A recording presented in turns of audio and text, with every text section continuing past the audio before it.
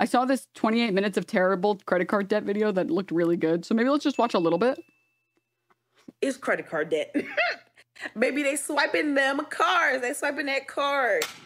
Even my card doesn't want me to stop it. So if you ever wondered why my savings account is basically empty and I have 5 figures of credit card debt, this is it.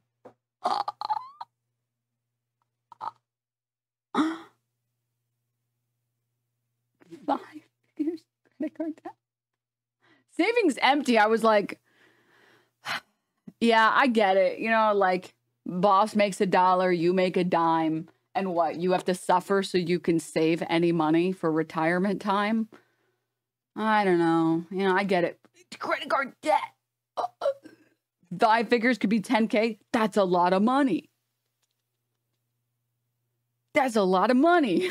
This is it right here. All right, so today we're going to be going over some more credit card debt. We're going all across the board in this video. We're going to be watching clips and looking at comments on how people got into credit card debt, some of the addictions that will get people into credit card debt, how some people got out of credit card debt, and a lot of the predatory practices that these companies will try to get you back into debt because that's how they make their money. So if you have any experiences, leave your comments down below, along with any future topics you want me to talk about in future videos. But we're going to start off with a clip that I feel like a lot of people just need to hear, especially in the day of social media. Everybody's flexing, everybody's showing off, and it's not just the ultra rich and super wealthy, it's just normal people now. And like credit card debt, because you know, you're trying to pay your mortgage and you're trying to like pay for tuition, you're trying to pay for shit that you need to live. Fuck, man. Like, yeah. Saying this is why I have credit card debt and then showing a bunch of shoes that half of them look the same. It's like causing pain in my heart. If you're in your 20s and you keep consistently seeing people and you like, oh my God, how are they doing all this? How are they affording all of this? Blah, blah, blah. And you're really confused and you're trying to figure it out. Is really one of 2, maybe even 3 options. The first option is credit card debt. Maybe they swiping them cards. They swiping that card. They probably have $30,000 right now in credit card debt. But they're in Bora Bora. Absolutely. The second is rich parents. Don't ever underestimate the power of a rich parent. The third is they might be scamming. They might. Small might. And then the fourth, absolute and final, is that they're really just getting to the money. But that's very low on the total poll. It's probably credit card debt. And this isn't much of a surprise like the other videos that I've made with doom spending, people just swiping. I'm not calling you out, to be clear. I'm agreeing with you. This is so Twitch brain rot. Bora Bora, 39 def reference, question mark. And I have the same brain rot because why do I know that too? Their card buying anything that they somewhat like. They don't even care about the future anymore, any of the buy now, pay it later. What you see is the top comment on this video. It's Klarna and Afterpay, almost 100,000 likes. That's how popular these companies have become. You know, pay 4 easy installments or 6 easy installments, and then it makes it look like, oh, it's much cheaper than it actually is, but then people just don't end up paying the installments, and then the interest rate gets out of control, and then people just never end up paying it back. My friend is $96,000 in credit card debt. I didn't even know that was possible. I think having almost $100,000 in a credit line is impressive, let alone spending all of it and not paying any of it back. But as long as people keep getting likes on their Instagram posts or views on their YouTube videos, they're just gonna keep swiping and keep going more and more into debt just to get that little dopamine hit every time they post something online. We have a comment from one of you guys in my older videos, Gen X here, and it seems to me like Gen Z people will happily go into debt for vacations just so they could post online about their awesome life they're living. Wake up, kids. And that's been something that's already been in the news. There are the crazy thing to me is like the financial irresponsibility. Like I took out a semi big loan when I was in my glow up era, but it was on $0 of interest. It was like one of those credit card offers that's like, hey, like 0% APR. And I like did the numbers. I ran the numbers. I did the math. I opened the spreadsheet and I was like, there's no way that I won't be able to pay this off. I'll just pay off an extra $1,000 a month and then I get 0% interest. Great. And that's exactly what I did.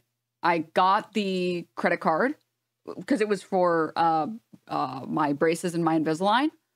which was very expensive because dental care in the US is very expensive. And I was like, well, I literally can't fucking physically afford this right now all in one go. But there was a card that was offering like literally 0% APR for the first year, so long as you pay it all off. And I was like, okay, yeah, that sounds great. So I did that. I paid it off in like 6 months, not the year, because I was like, I don't want to get hit with some fucking insane fucking charge. So I paid it off in 6 months, long before any interest was going to pile up. And then I paid $0 in interest. And then my credit score somehow went up. And I was like, cool, sick. So if you're using credit cards that way or credit card debt that way, doesn't interest accrue monthly? Well, that's why I read the fine print. And for mine, it doesn't accrue until the first. So it doesn't actually, you don't have to pay how much is accrued if you pay it before the 0% interest period is over. So like,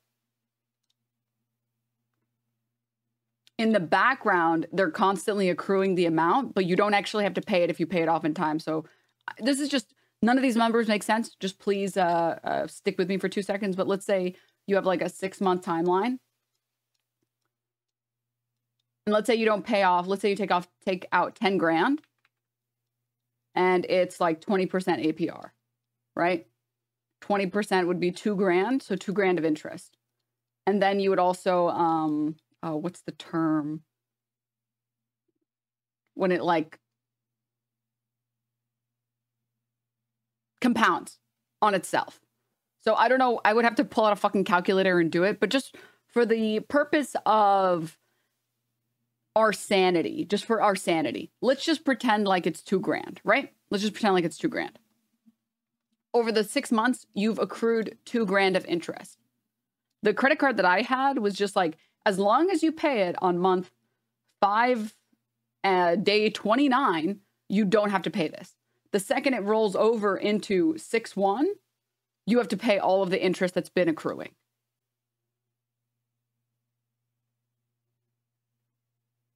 Does that make sense?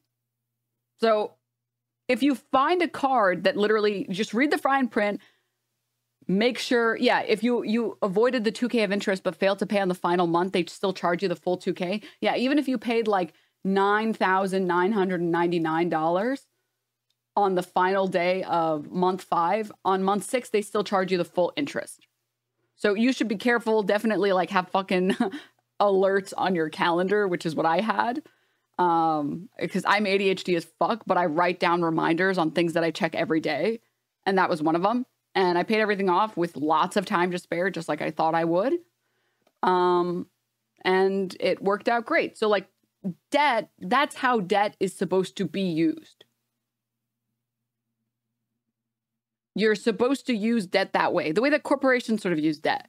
You take on risk that you know you can take on comfortably, and you make sure you stay on top of it. You read all the fine print, and then you're good. And then you don't get charged any extra money. So it's kind of like this bank just gave me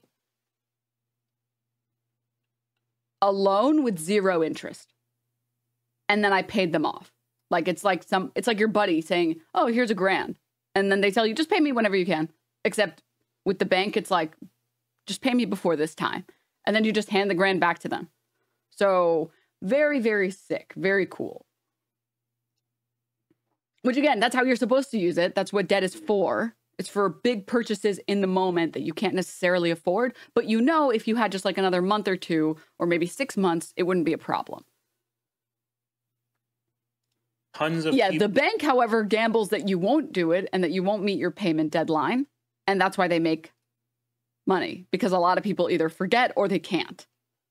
People still paying off their debts for last year's vacation that they put on all of their credit cards, and they're still going on vacation this summer. I don't know. I guess everybody's plan is to just file for bankruptcy, and then the next like 5 to 7 years of their life, they're just going to be chilling at their parents' house or something along the lines of that. I just don't know what the plan is, honestly. But for the next few videos, we're actually going to be talking about some addictions, because that will definitely add into the difficulties of getting into debt. The most well-known one will actually be shopping addiction, how easy it is to go buy something online now. You got your phone in your hand or your pocket, you have a computer right in front of you. You don't even have to go to the mall anymore. You don't have to drive 5-10 minutes away to the store. You could just click a couple buttons, and within a couple days it'll be in your front doorstep, and don't even have to pay full price. You have the Afterpay and the Klarna, so it's installments. It's not really that bad. And I think the symbolism For my sanity, I like never use Afterpay or Klarna or any of that shit. Like ever. I don't want to fucking find out that I forgot to pay off some shit and now I have to pay hundreds of dollars in interest in some stupid thing I forgot I got. This short clip is pretty funny with some of the amount of money people will spend on their credit cards. I have such a shopping addiction, then this is how I'm cutting myself off.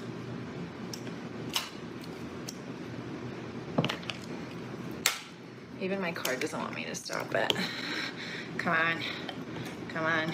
And that's not even enough for people. We have the comment section. Good thing I have my cards memorized. Me memorizing all my card numbers because I type it so often. I mean, that's not particularly a good thing. But again, it is the internet. People will always make jokes about more serious topics, and there's nothing you can really do. I always get questions as to why I have so much credit card debt. This is it. I'm spring cleaning my apartment and I did something incredibly stupid. I must be a masochistic little idiot because I realized that I am literally the woman who lived in her shoes. I counted and there are 60 pairs. It takes up literally the entire area space of my bedroom floor. And for reference, this is about 6 feet right here. This area, it's like 6 feet across. So if you ever wondered why my savings account is basically— The worst part about that, this gives me so much anxiety, dude. Straight up, like, seeing this is causing me... like this is causing me more brain damage than the Asmon mold video. I have like severe minimalism brain. I remember it took me a long time to deal with the fact that I needed all of these wires and all of these lights and dog shit cables for streaming. And for the first, I think, year of streaming, of having this stuff, it caused me dread to own this number of stuff. Like, the more stuff that I have, the more stress that it causes me. And it's like a constant tick damage that I have to deal with. Where, like, it's not okay. It's not okay. The idea of having— Denims grew up with a hoarder gang. My family was huge on hoarding. Huge on hoarding. I have, like, spring cleaning every other month because it fucking freaks me out to own stuff. I hate owning stuff. I hate it so much. Like, I like... my favorite hobby is going to the trash section. The junk aisles in stores. And looking at all the garbage that I know in the moment feels good to buy. But once you have to throw it out, you feel like shit. And I like to go and look at it and be like, oh, look at all these knickknacks. Look at all these pens and pencils and paperweights and mugs. And at least with mugs, you actually get to use them. The idea of having... Yeah, I'm very opposite of like a consumer. I hate being a consumer. This area, it's like 6 feet across. So if you ever want... The idea of having 4... Is this 3 or 4... knee-high black boots that look exactly the same causes me dread. Causes me genuine dread.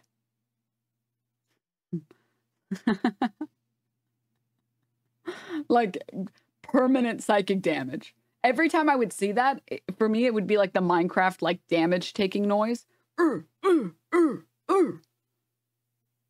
I can't. I just... No, I don't know how people do this, man. Wondered why my savings account is basically empty and I have 5 figures of credit card debt. This is it right here. So this is what 60 pairs of shoes look like. And shamefully, I think only like 5 of these pairs are under $300. Okay, let's say under 200. That one, that one, that one, that one, and that one. Those are the only pairs that are under $200. Oh, and then my Birkenstocks back there too.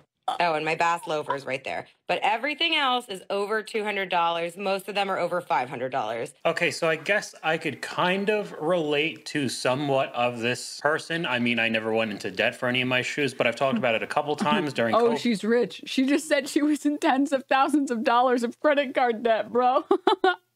But I was a full-time sneaker reseller and a lot of money was coming in. I mean, it was like the peak of the sneaker market. So I ended up buying some shoes that I liked and they were very expensive. At one point, I think I had over 30 pairs of shoes and I wore all of them. It's not like, oh, I had them all dead stock like they were like pieces of art or whatever. People like stacked them up on the wall just for like displays or whatever. I actually wore them. But after getting like more than 30 pairs, I realized that I'd only be able to wear each one of these shoes 12 times a year. And then I started realizing how dumb it was, and luckily I didn't really lose money because of how much the value of these shoes were worth, but it was still really dumb because I bet a whole bunch of people would say that's ridiculous how expensive her shoes were, $200, $500, and mine were even worse. Just look at some of the prices of hype beast shoes now. Even with the market being on a heavy downturn, they are very, very expensive. It's a very this is so my opinions on shopping and clothes and owning stuff is very not leftist. It's all vibes based.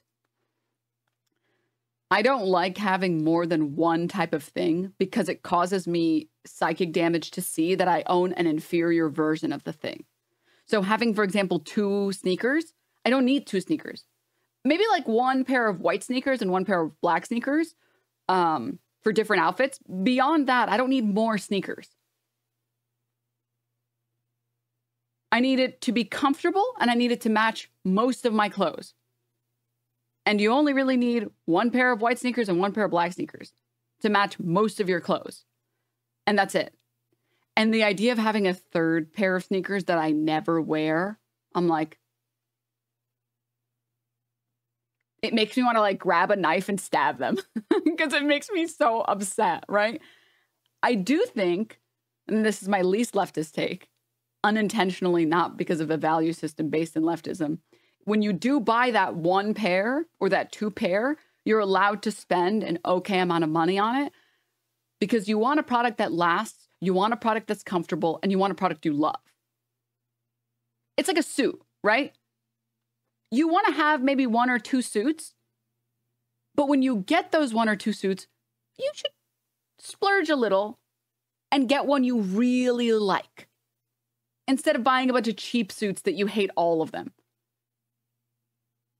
Like, go and get 1 nice tailored suit or get 2 nice tailored suits. And every time you wear it, you get to enjoy it a lot. You're like, oh, this is such a nice quality item. Oh, it fits me so well. There's actually a pretty leftist take. Well, I'm just saying that my positions here are not political or economic. My positions here are personal preference and what makes me happy. Same thing with like sneakers. Same thing with like boots. If I'm getting a pair of boots, I want them to be a pair of boots that are super comfortable, that I love wearing, that look really nice, that there's only one kind of that shoe, like a 1 pair of nice black boots in my closet. And yeah, if I want to spend $200 or $300 on 1 nice pair of boots that I wear for like 5-10 years or whatever, or more, I think that that's fine. I think that that's cool. And also, it's probably more cost efficient in the long term because you don't have to keep replacing these dog shit shoes.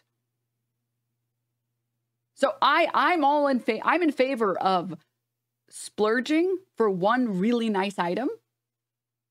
How bad was the hoarding? It honestly wasn't bad because Arab people are very clean. But it was like my mom just, she had, I'm not joking. She had 2, the 40-gallon boxes. She had 2 of those filled with dishware. And that's just like, the closets were filled to the brim with stuff we never used. It was all like clean. We were not like the people that live in like, homes that like there's like a bunch of pizza boxes everywhere and there's like roaches running around. It wasn't like that. It wasn't like that. It was all very, very clean. But it was like, dude, we never use these plates or these cups or these bowls. Why do we own these? They just take up closet space for no fucking reason. We already have like 20 sets of dishware in the kitchen. It's like, well, we don't know when we'll need that. It's like, And it was like that with shoes, and it was like that with clothes, and it was like that with blankets, and it was like that with everything. It was just like our closets were filled with stuff we hadn't used in decades because, yeah. And it's like, okay, I mean, and it caused me so much dread because when we did need something, we had to go through all of the boxes to find that. And I was the one that had to do it, and I fucking hated doing it. And I was like, I'm never doing this again. Ever. No, this is not happening. I am not owning this much shit. It's too anxiety inducing to own this much shit. This video is even more crazy. Owning that much shit by putting yourself in medical debt. I mean, in credit card debt. Oh my God. A dumb way to spend your money. I could have been able to reinvest a lot of money into making even more instead of just basically collecting a whole bunch of Nike and Adidas shoes. Now this next video is just going to be a very short clip because this is a different form of addiction, but could definitely start bringing you some credit card debt if you're in a similar situation to this woman. Hi, I'm Jamie. I'm in $9,999 of credit card debt. Here's what I ate today. For the record, to clear up any confusion, I have a grocery budget and an alcohol budget. It's not one or the other. Anyway. When I heard that, that was just completely alien to me. And I would say to even a lot of people, if you have a separation between grocery budget and alcohol budget, you most likely have a problem. The comment section said exactly that. Alcohol budget is extremely early stages of alcoholism. I wouldn't even say extremely early. That is not a good sign already. An alcohol budget is crazy. So I mean, it's not just the shopping addiction and swiping your credit card a whole bunch of times online. Having other addictions will clearly cost a solid amount of money. It's not like alcohol is free, and if you're at a point where you have separate budgets for your food and alcohol, that probably means you're spending a good amount of money on it, and you most likely have a problem. Here we have another issue that I guess isn't exactly a shopping addiction, but is definitely more of a thing now in my generation, and I just think is really dumb. It's just another excuse to spend a whole bunch of money putting yourself into credit card debt. I don't think that it's worth living to just pay a credit card. I should be able to do a little stuff here and there. Do you think the only reason you're living is to pay off the credit card? I want you to attack it now, so by the time you're 35, you never have to pay a credit card again. So you f***ing around for a month because, ooh, it's my birthday month. Woo! You're extending this situation for years and years to come. You're preventing yourself from getting out of it. You're preventing yourself from ever having enough saved up for retirement so that you can survive, so you're not working in your 80s in order to afford rent because you never saved up enough money to put a down payment on a house. And who knows what Social Security is going to be like when we retire. We can't rely on that. People can barely rely on it now. So, I mean, the birthday week, the birthday month type of stuff is just another excuse to be able to go on vacations. And I don't know, everybody just has to be even more over the top now, even extra. Not just your birthday, you know, you have a cake and maybe you go out or something, right? Now it's got to be a whole weekend. It's got to be a whole week, apparently a whole month now. And then a lot of people will make the excuse that, you know, I'm just trying to live life. I'm not just supposed to be paying off a credit card like she said, even though she was almost $30,000 in credit card debt, and that's basically all her own doing. But this is more common than you would think. We have another comment from one of you guys. I have a 23-year-old son and a 20-year-old daughter. When I explain financial things or budgeting, they don't understand. Their faces go blank. Unfortunately, if you don't have an interest yourself and start looking stuff up online, whether it be YouTube videos or just, you know, financial news and learning things on your own, you're just not taught this. I was not taught this at all in high school. And all the classes that I had for community college weren't any finance. I wasn't a business Puerto Rican vegan social thing or finance major, so none of that stuff applied to me. I didn't have to learn any of that. I just personally wanted to start making more money and working for myself, and that kind of means you have to end up learning all of this stuff, and that's exactly what I did through YouTube tutorials and looking stuff up online. But you actively have to be interested in it. It's not just taught to you like math or English or history, like the normal stuff you'd hear about in high school. Because now the next few videos are going to be some very interesting things that people didn't really know about finances or credit cards or banks, and it makes it easier for these companies to make money off of you just because you didn't know what was coming. This is a real conversation that I had with one of my friends when I was in university about her credit card, and I still think about this once a week. I have to pay off my credit card. It's like $700 this month. That sucks. What do you mean your credit card bill is $700? I'm scared. Like I just bought all my textbooks and stuff, so I have to pay off my credit card. Like it's $700. My credit card bill has never been over $10. What? Yeah, like you only have to pay the $10. What do you mean it's only what $10? What do you mean you're only paying? No. No. Like, you know, every month you get the bill and you only have to pay $10. It doesn't matter how much you put on. It's literally, you just have to pay the $10. No. This is fake. This is fake and gay. This is not real and true. This is not possible. No. How long have you had this credit card for? Since first year? We were in our third year university. Do people not know that? Do people not know that? People of TikTok, people of the internet, just know, like, please, just pay in full. Pay in full. I mean, this seems like pretty basic knowledge on... No. There is no one that doesn't know what paying your minimum on your credit card means. No.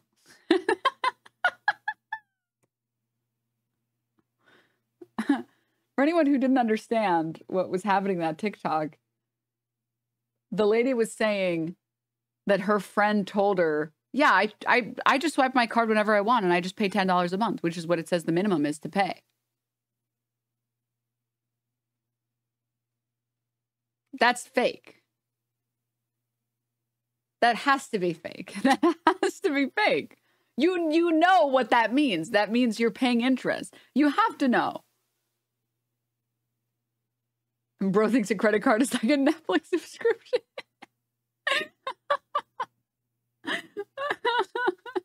Any sort of credit card or finances in general, but I mean, some people just don't know it, and these companies will prey upon that, and because some people believe that... How would you know if you never learned? Because you should read your contracts when you sign them.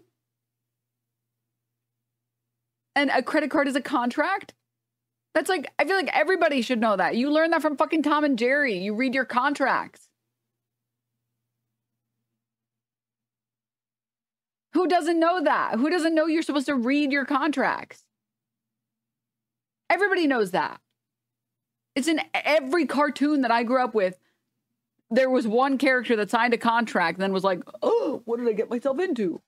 You do that? Yes, I do that. Yes, you should read every contract you get into. Maybe outside of like, and this is bad of me. The one that I don't do it on is like, sometimes when I install apps, I don't read the contract. I don't read the terms and conditions. If I'm paying money at any point, I read the TOS because that's consideration or whatever. But that's like the one thing I get lazy on. Everything else, I read the contract. Okay. If I'm paying any amount of money, like $1, it's good policy to read that contract.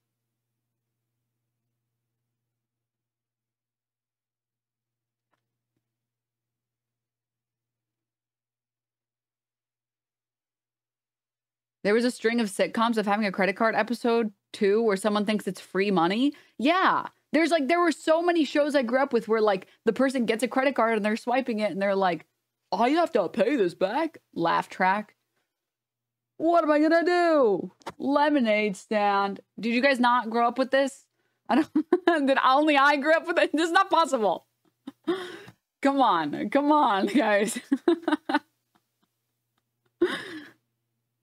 I guess they just get free money from the credit cards and they pay their absolute minimum payments as interest just keeps accruing and making it worse and worse. And some people just have absolutely no knowledge. You should have to pass a brief quiz before receiving a credit card. And that's exactly what credit card companies don't want, because then they won't make as much money. They want all the people who are the dumbest, that have no idea what could happen to them, using the credit card irresponsibly. And that's how they make most of their money. You'd be surprised how common this is. People think it's free money. I feel like my parents and teachers instilled in me a deep fear of credit card debt, which is way better than I would say most of the population has ever gotten. I mean, the reply from the creator, I learned nothing about this in school. They need to teach this. Same thing with me. So that person was lucky. Apparently, they did have some teachers telling them the dangers of the credit card debt, but most people don't get that. And then these credit card companies will prey upon them. College classes? Yes. On a credit card. So I had gotten a full ride scholarship to a nearby local college, but they didn't have the degree that I wanted. So I stopped going and got my LPN instead.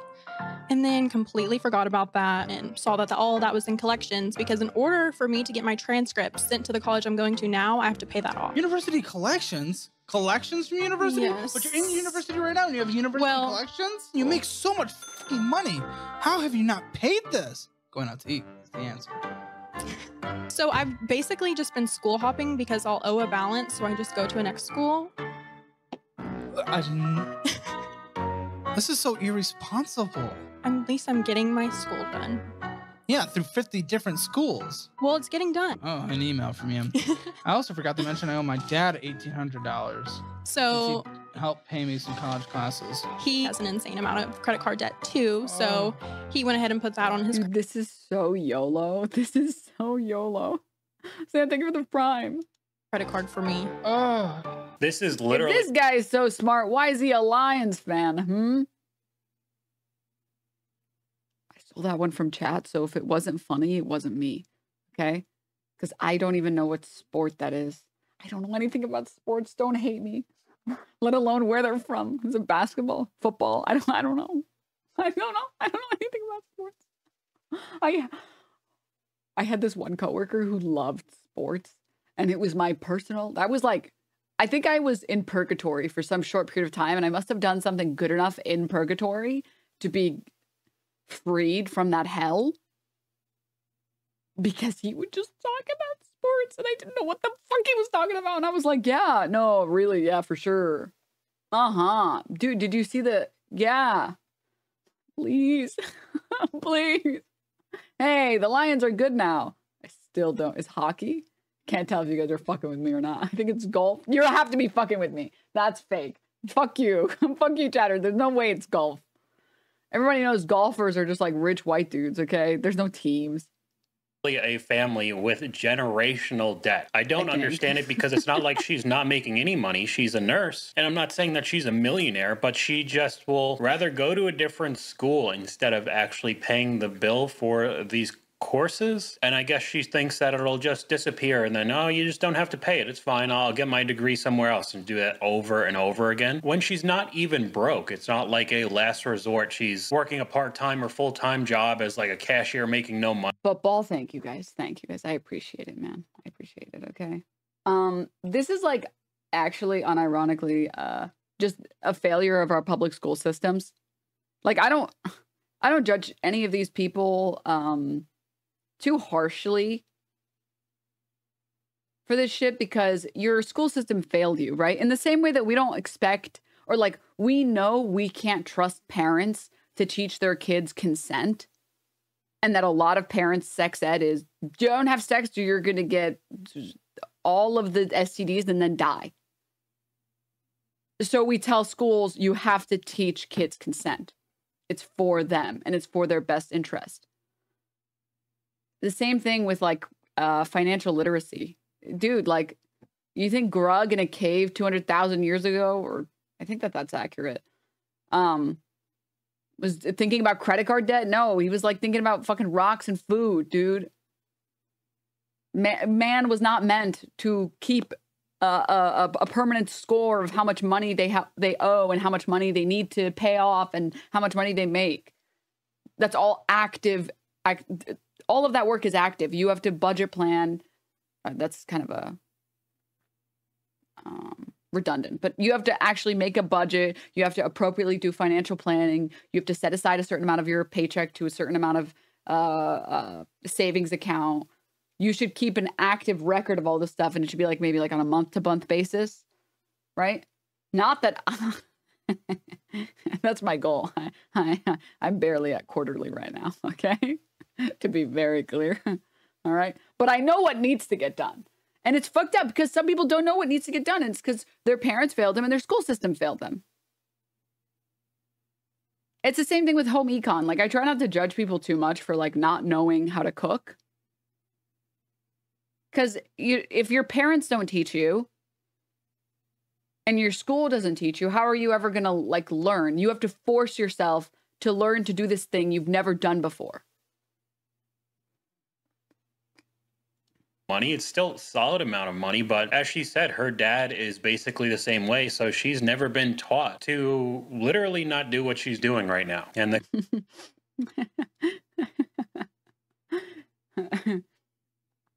Me, Grog didn't read term and condition. Now Grog 1,000 of rock in debt. Grog also broke because Grog bought crypto in the rock chain. They absolutely teach financial literacy in high school. They did not teach financial literacy in my school. Luckily, like, my parents taught it to me. And then I went to business school, so I have a pretty good understanding of it, but they did not teach financial literacy in my high school. And my school wasn't the worst, but it wasn't the best. the comments were not very nice. The lights are on, but nobody's home. She's infuriating and has zero interest in fixing the mess she made. If you have a full ride, use that to do all your core classes before you transfer. And yeah, I didn't even... Also, a lot of the a lot of the comments here that are being rude to this lady have never experienced like what crippling anxiety feels like. When you're in the shitter and then you realize you're in the shitter, it's like debilitating. When you realize how fucked you are, it is so debilitating. It is totally a normal human response to just be like, well, I'm not going to think about it because thinking about it is going to make me spiral.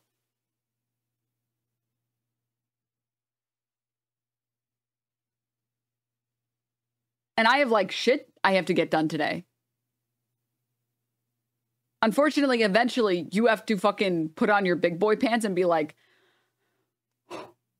well, let's take a look at how bad it is. It's like people who's like, it's like hoarders, right?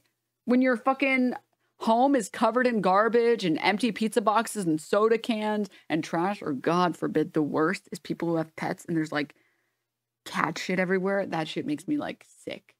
But I've watched one episode of Hoarders and I was like, it gave me so much stress, so much secondhand stress. I was like, I can never watch this again. But when it gets to a certain point of bad, starting the task gets harder and harder and harder and harder. And then once you know, it's like, dude, I know it's bad. Starting it is like impossible. It's fucking impossible. Even talk about that. If she at least got some money from the college, it's not like she went in having to pay for absolutely everything and she's too stubborn to help. And I mean, I could kind of agree with that. She's kind of just laughing and again, not taking it seriously. And there's no real plan for people like this. We have another comment from you guys that I thought was just very simple, but very funny. I have a friend that uses Afterpay for GrubHub. So I've personally never used any of the DoorDash or GrubHub or whatever. I know that the fees get out of hand. If you can afford it, great. I only use GrubHub when I have like friends staying over. That's it. Which I think is a good policy. I mean, I have maybe friends stay over maybe 2 or 3 times a year. Ever. And I figure that's fine. Like, yeah, all of us could go and like drive over or whatever and DoorDash this. But like, it's okay. That's fine. I think that's okay to use it a couple times a year. The people who are like, you're just chilling at home, playing video games or whatever, and you're DoorDashing every other meal.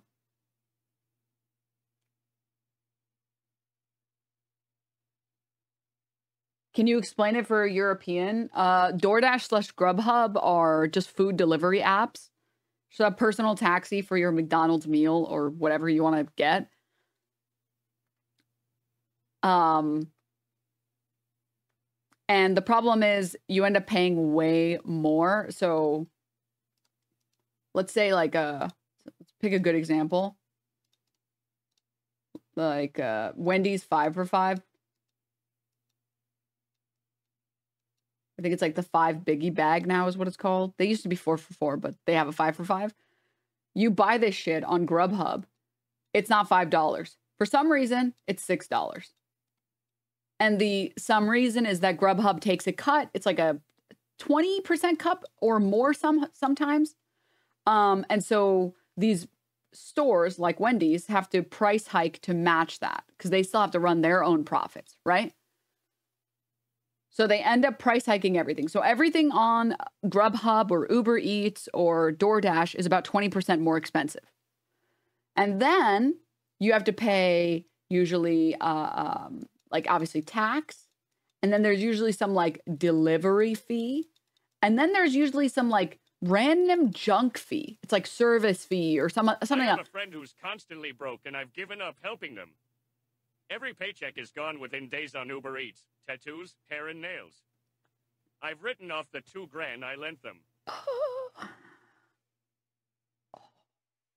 Yeah, that shit makes me insane. I'm not gonna lie.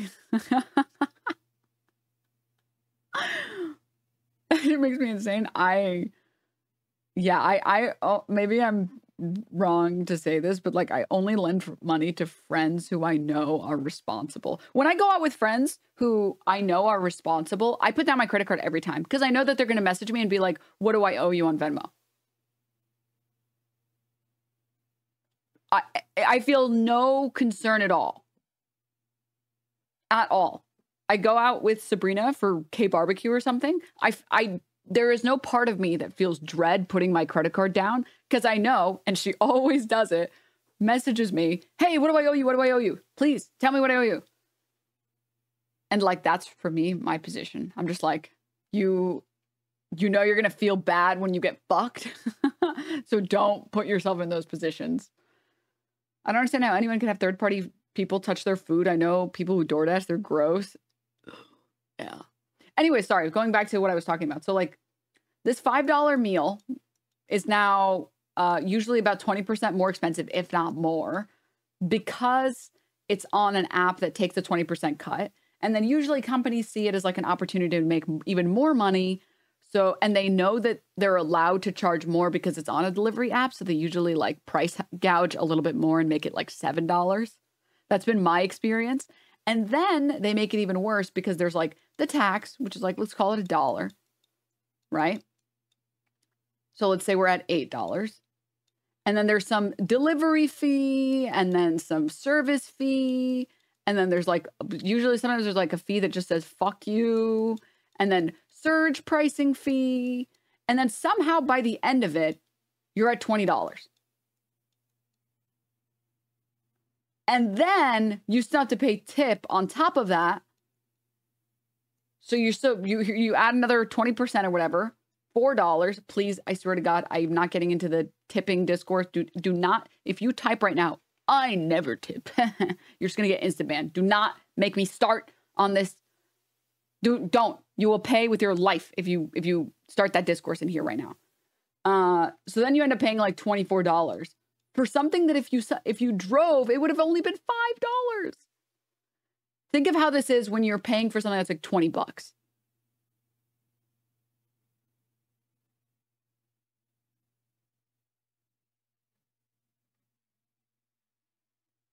So straight up, if like savings is an issue, you need to uninstall these apps. Straight up. You need to uninstall these apps. This is sketch.io.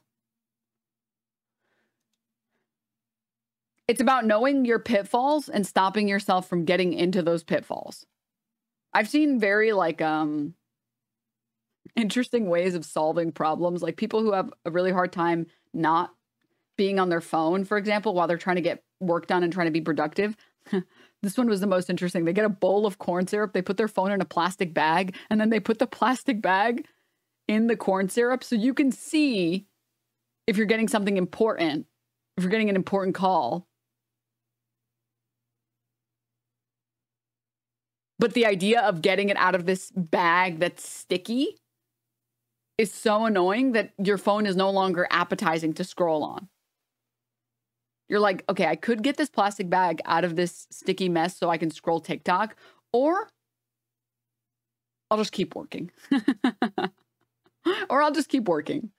So it's about coming up with creative shit to get yourself to stop doing the things you don't want to do.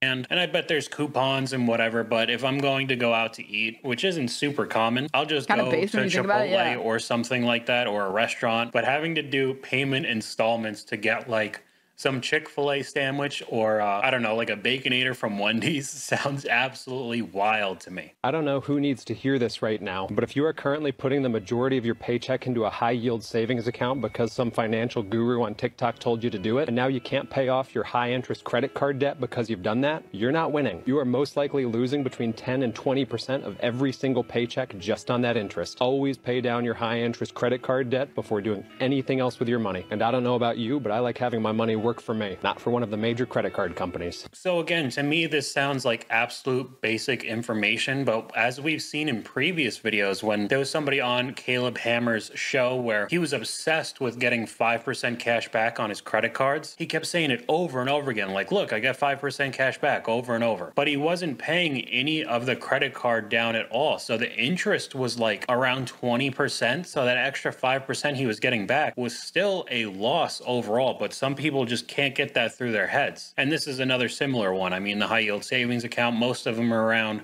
4 to 5% right now. So it's in that realm. This is why I'm not talking about this guy. I don't know. But although this guy might be a good contender, the shirt, the cap, and the finance bro energy, the minimalist bedroom, it's like scaring me. It's like my red flag detector is going off hardcore right now. But the thing that sucks about the framing on videos like this usually is like, it's these people's faults for not understanding basic financial literacy.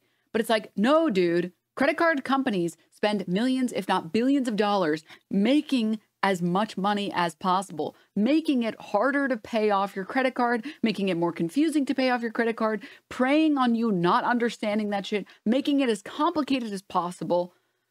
They are, obviously it is your responsibility to be financially literate, but you have to understand that the corporation is working as hard as it can to fuck you over.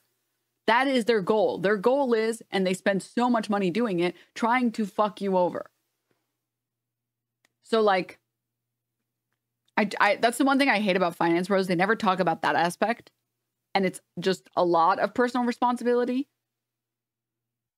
But anyways.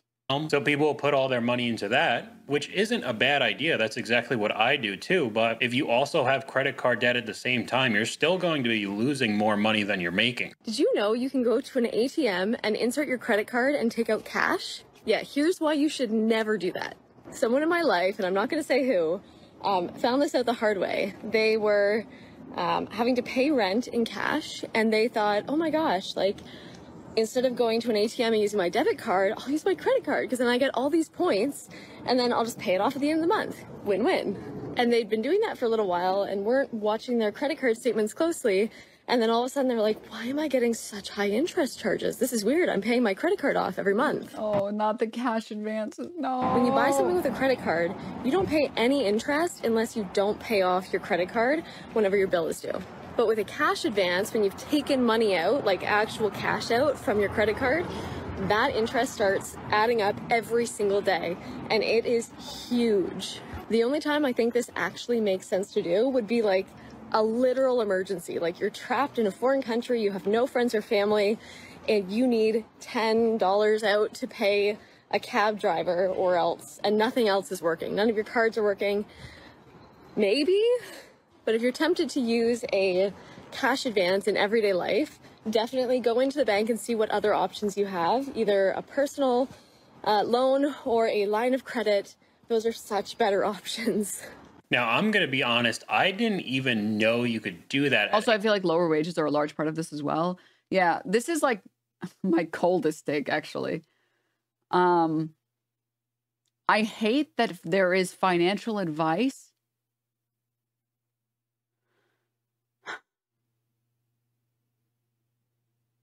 that basically says, stop going out and enjoying dinner with friends.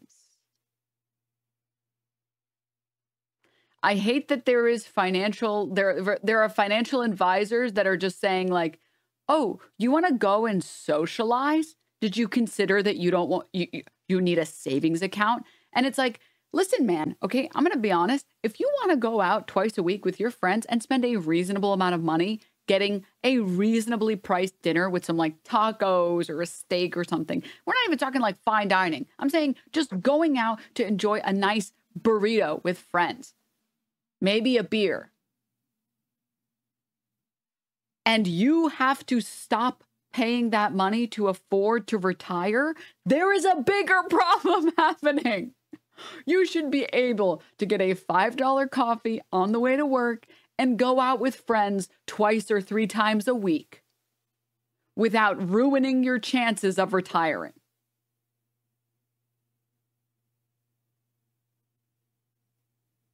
DoorDashing or Uber Eatsing or like GrubHubbing, I think that that's valid financial advice because you're not even getting the social aspect, which is the most important thing for, in my opinion, food. I think food is a really great way of connecting with other people and having a good life, right? DoorDashing is just like you're feeding into a system that is hoping that you're too lazy to go do something, and I'm obviously I am not talking about people who are not able-bodied. I'm talking about people who are able-bodied who are using delivery, food delivery apps. They're praying that you are too depressed because of your job or your family or your life, and that's why you're using it, even though you know it's financially irresponsible. You should be able to go outside and have fun with friends a couple times a week and go get a beer with some friends a couple times a week. You should be allowed. You should make enough money to go and socialize. Okay?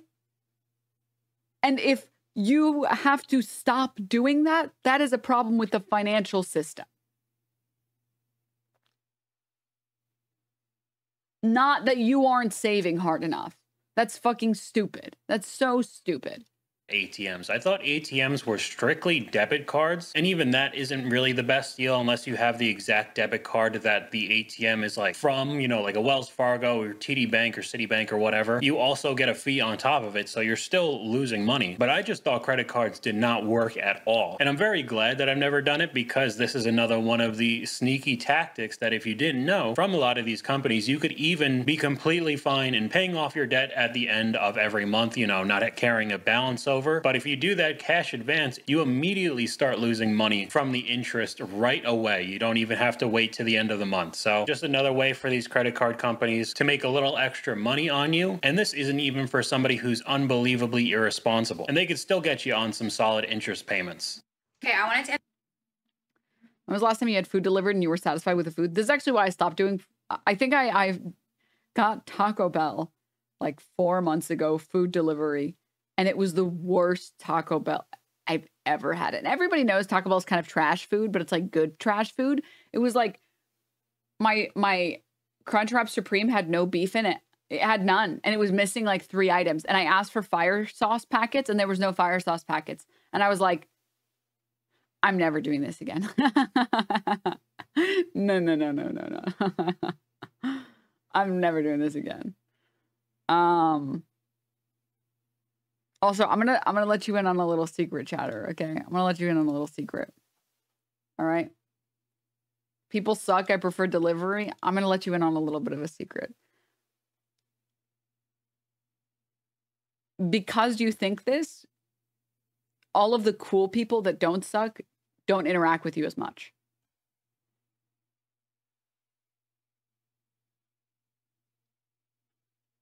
And you end up only attracting other people that suck. It's, I would compare it to like content creators that are huge right-wingers. Not that you're a right-winger, just to be very clear. But like content creators that are huge right-wingers, anyone that's even a little sane just doesn't interact with them. So who do the right-wingers end up interacting with? A bunch of insane right-wingers. And they're like, dude, leftists fucking suck. They don't want to interact with me. They don't like hanging out with me. It must be their fault somehow. But it's more that the lefties see that and they're like, dude, you're crazy. I don't want to interact with you. And until you like recognize that and say, oh, me being a huge racist fucking right-winger online is driving all these cool people away. You're just stuck in that circle. And then once you cut them off, you get to finally start meeting all the cool people. It's the same thing. It's absolutely the same thing. So long as you have the thought, people suck, other people can tell that you think that because it like leaks out of you. And in ways that you wouldn't notice. You'll say something to someone and they're like, oh, this is not like a sociable person. I don't want to be friends with this person. And you miss out on these people because they can tell that you feel this way. But as long as you have a positive impact on other people's lives and you have a positive feeling about you, other people can tell that about you. And then those people are drawn and attracted to you. And then you end up surrounding yourself with lots of cool people.